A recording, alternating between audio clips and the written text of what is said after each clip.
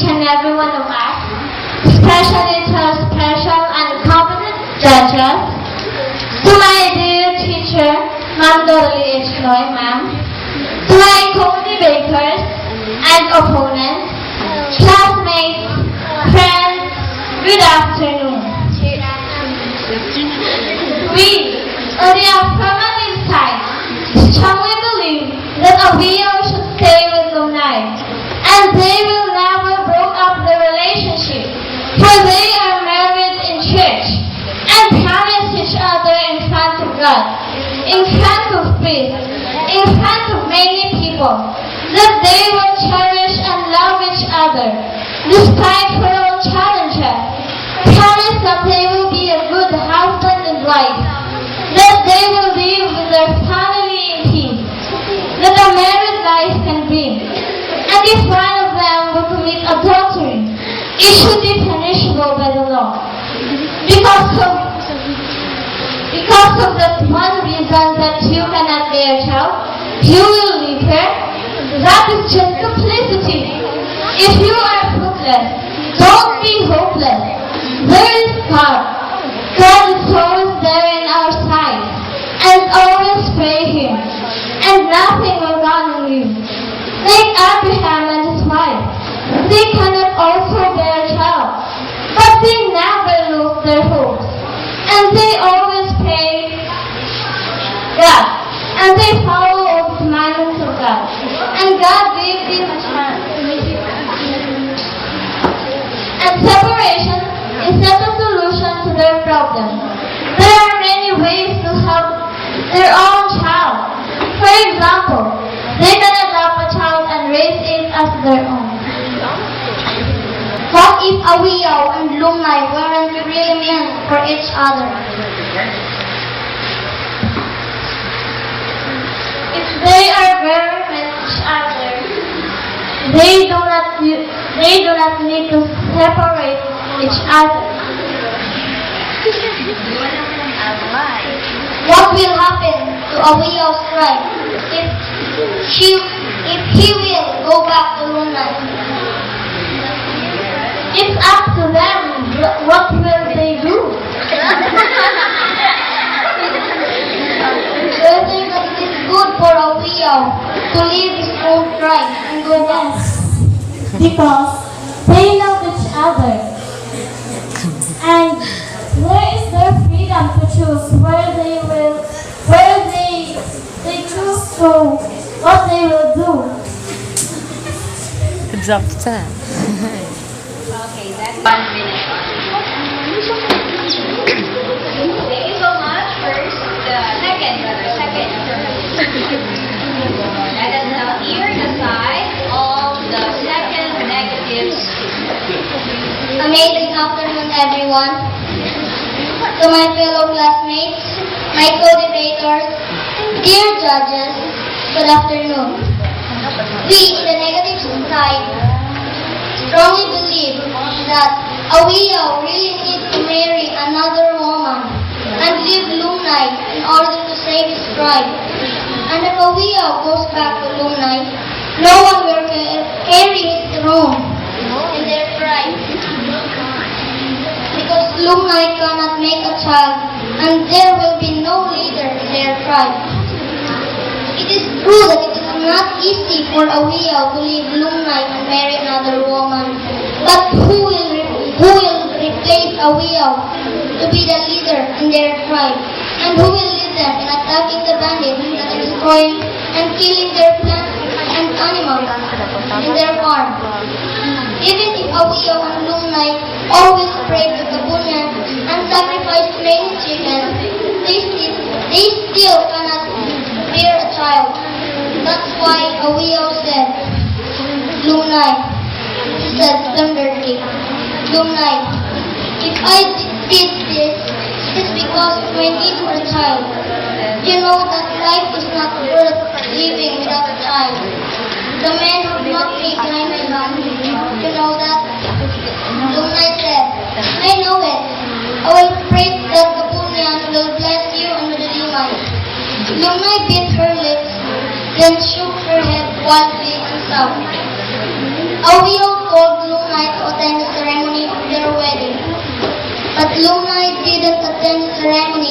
because she was very sad, and Lumai went back to the park with her father and planted many green pots to take away out of her mind. But she still cannot take away out of her mind. That is why she shouted very loud, "Awiyaw, awiyaw." She gasped and closed her eyes.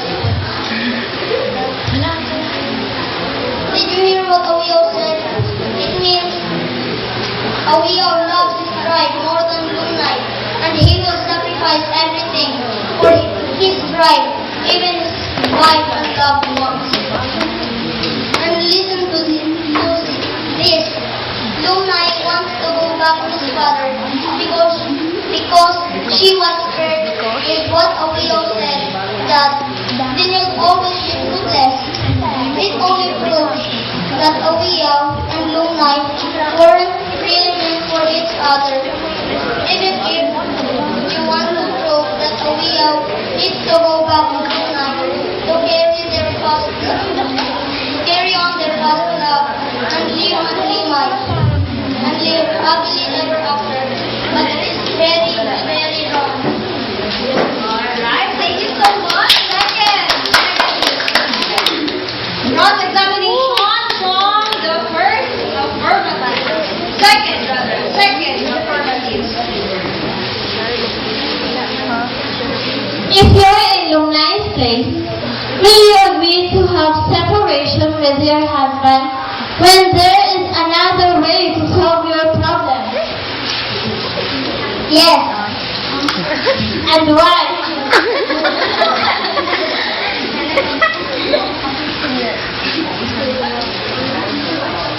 Because I think that it is good for everyone.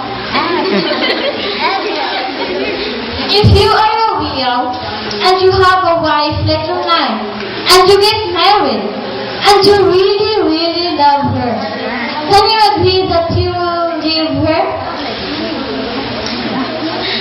No.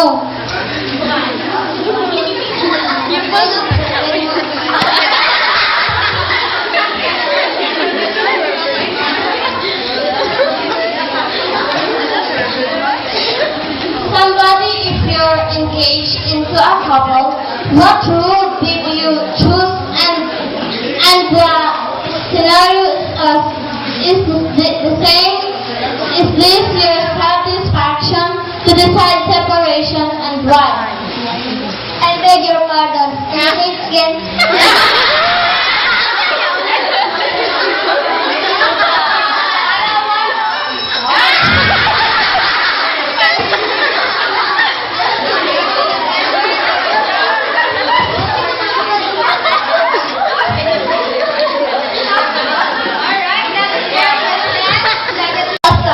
And peaceful afternoon to everyone, especially to the judges. And my beautiful co-debaters, my friends, my classmates, and my schoolmates, again, amazing afternoon.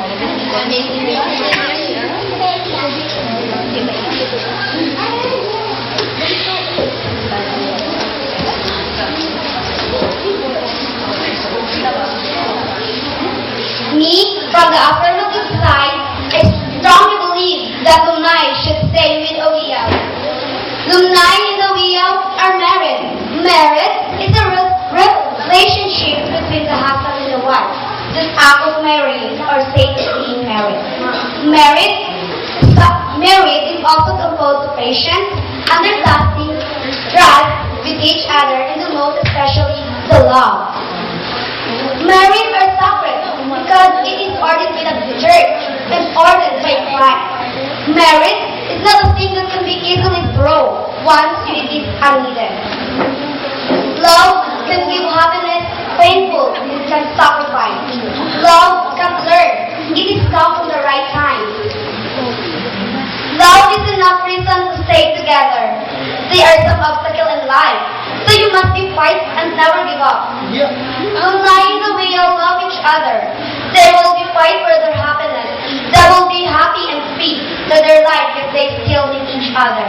Because love is seeing a person perfectly. If there cannot be a child, never be hopeless.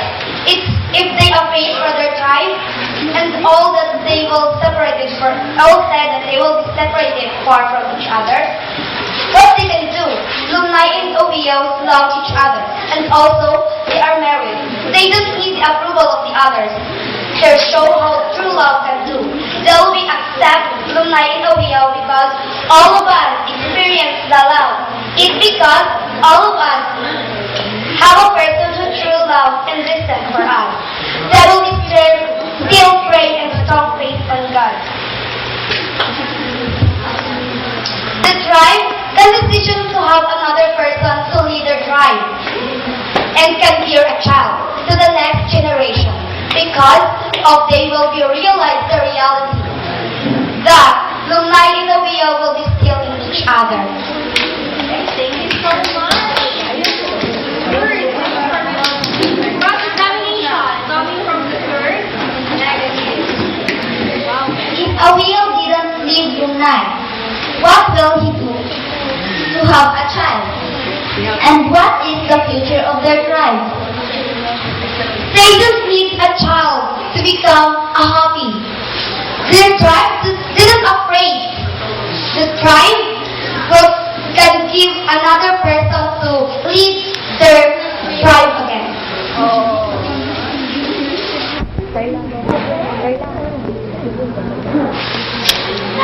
If Lunay and Ovio continue their relationship without a child, what do you think the effect?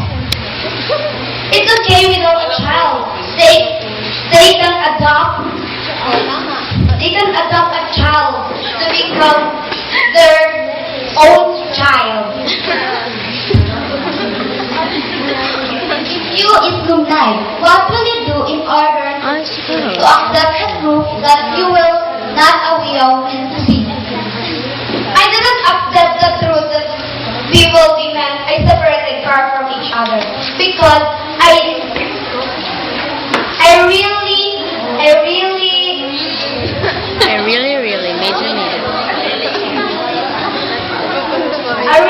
believe that we are distant from each other, even though we cannot bear a child. But the child making your relationship stronger. Without a child, your relationship will so weakness. What will you do? Love is enough to us. Love is enough to us. Being without a child is not the one who will be in the relationship.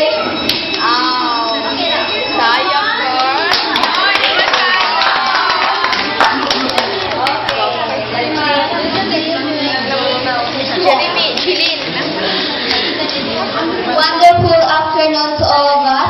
I'm from negative side, and I strongly agree that Ovio needs to marry another woman to have a child. Ovio needs a child to stand up his right.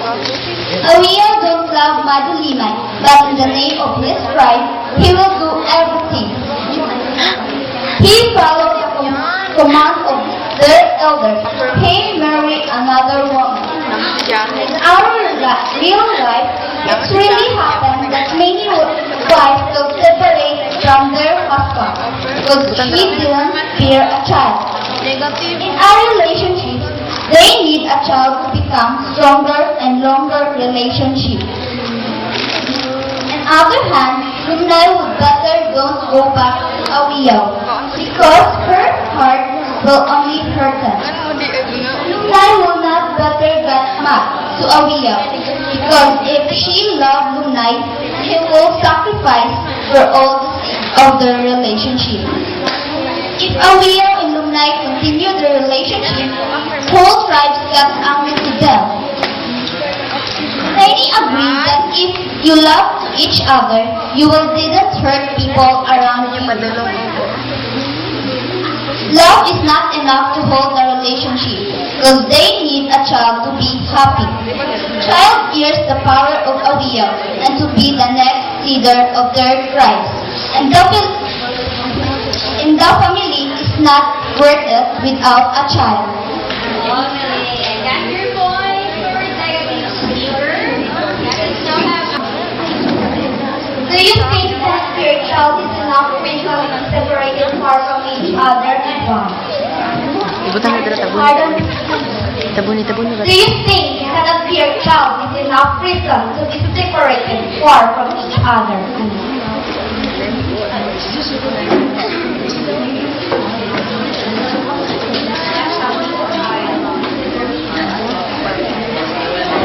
Because Lunay didn't help bear a child. She's fruitless. So Awia need to separate it and marry another woman to have a child to pierce her power. They love each other so much. What about their freedom and happiness? If he loves each other, they will sacrifice and choose the right hope. So many hope that Awia need a child to pierce the throne of Awia. What is the future of the tribe if Lunay is fruitless? If you are in this situation, do you admit that your husband married to other woman? Yes. I am in that situation. I sacrifice for our tribe. So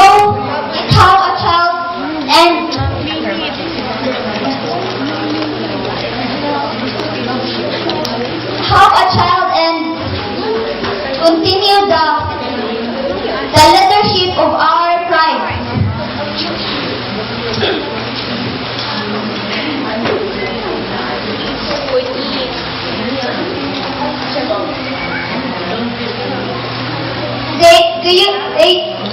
You love each other. That's so much painful to you. Why you are so martyr? It's painful to us, but I sacrifice to my tribe. It's very important to us, the tribe, because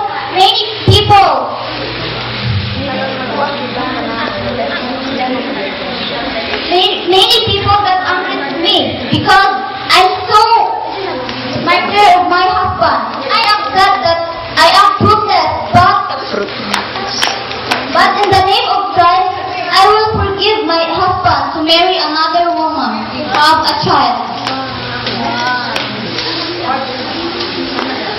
Do you think being martyr is enough reason to you to separate it far from your husband? It's so painful. So painful, but I'm going to far from here. From his.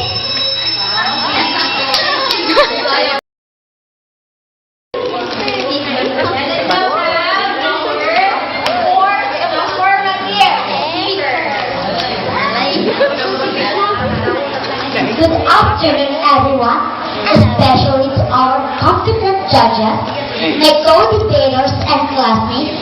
Again, amazing afternoon, everyone. I, on the affirmative side, strongly believe that Awia should stay to Lunay. And why? Why? Because they love each other. They can't bear to lose their relationship. They have many reasons, and they have many solutions. If Awia needs a birth child, they have a solution. Why Awia need marry another woman to bear a child when they have a solution? The solution is why Awia didn't adopt. If Lunay is fruitless, never be hopeless. Lunay and Awia married and say the promises in front of God, in front of peace, in front of many people. Why is very unfaithful to wife Lunay if he choose tribal rules instead of Allah.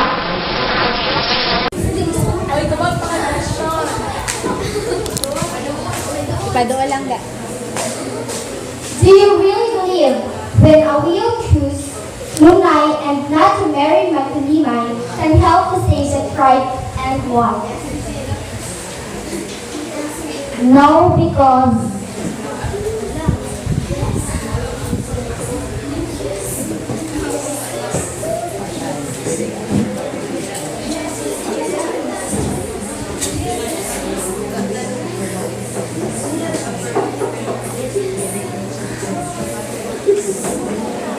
You can ask her to repeat the question.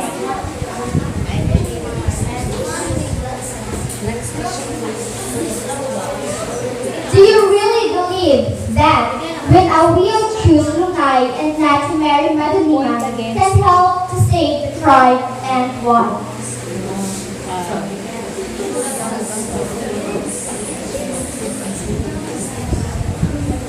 No, because Lunay is fruitless. Zulunay and Awio were faithful to each other, even if Awio's tribe were hard. Zulunay and Awio were faithful to each other, even if Awio's tribe were hard. Yes. Why? Is it okay that they go on with their love even though the tribe will be hurt and harmed? Is it okay to fight for the love? Not because the tribe.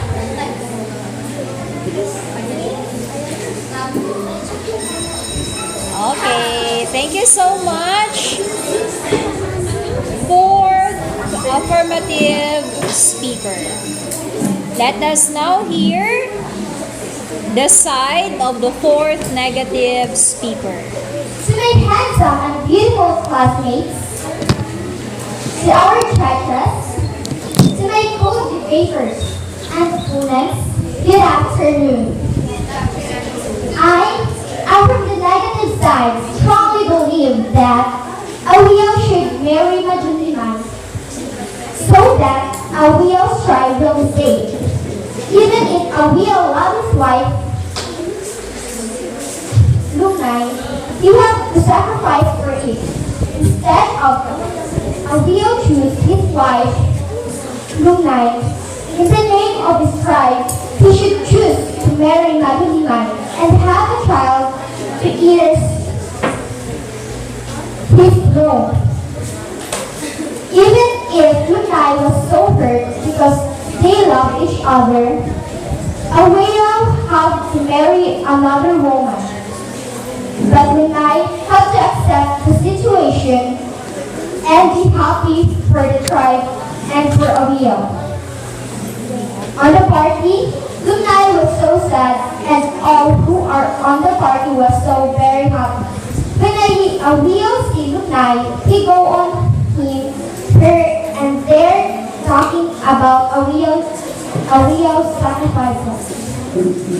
Awio tried to give his fields and house on the mountains, but Lunay did not accept it. That's how Lunay loved Awio. That is nothing contained for his love on Awio. If I question you, if you are Lunay, do you not feel the hurt in your love once of another woman? Basta na kayo question. Of course, I am hurt. But the name of our tribe, I have to sacrifice for it. If you are a mistress, you will be happy if the legal wife of your husband is hurt. No. Why you can't say no?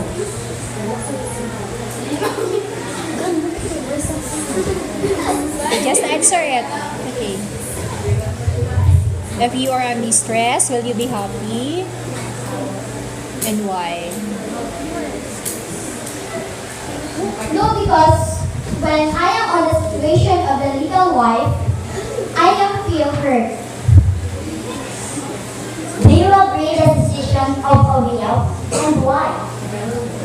Yes, because if I don't agree to the decision of Awiyaw, all of our tribe will harm. Judges and my co-debaters, good afternoon. I am a member of a affirmative group that strongly believes that Awiyaw will stay with Lunay because they are married and they promise in front of God that they never lose each other until they die and face their challenges together. They don't need a child for their happiness and to love each other. Why they don't adopt a child for the years when they die? They don't need to follow the rules of their tribe because they have a freedom to choose what they will do.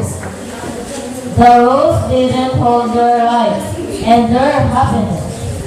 Their love is the key for the happiness, and the happiness is the key for a better future. In your opinion, what is the meaning of love? Love is a feeling that's not suitable for children.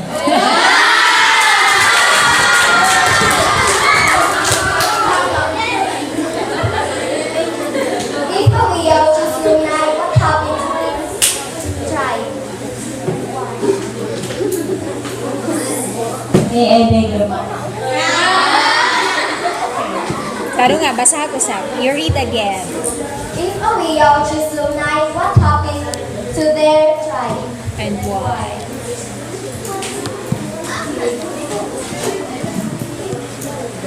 Their tribe was happy because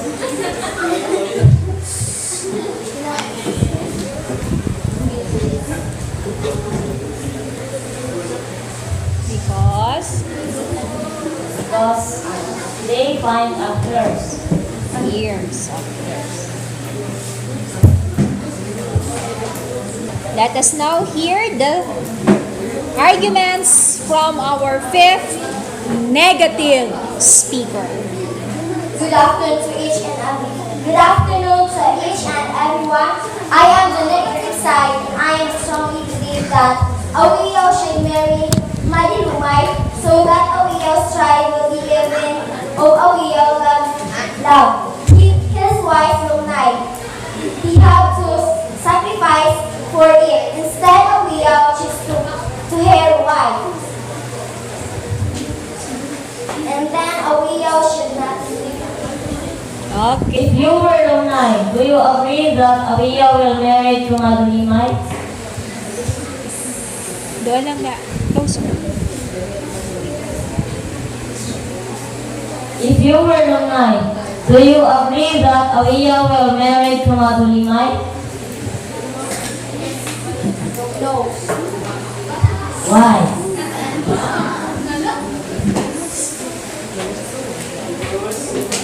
No, because Awiyaw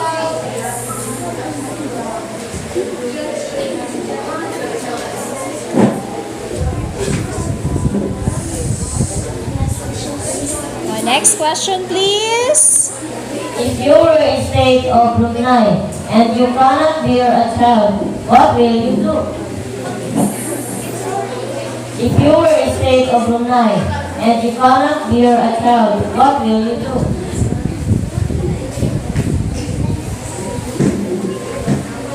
I will go.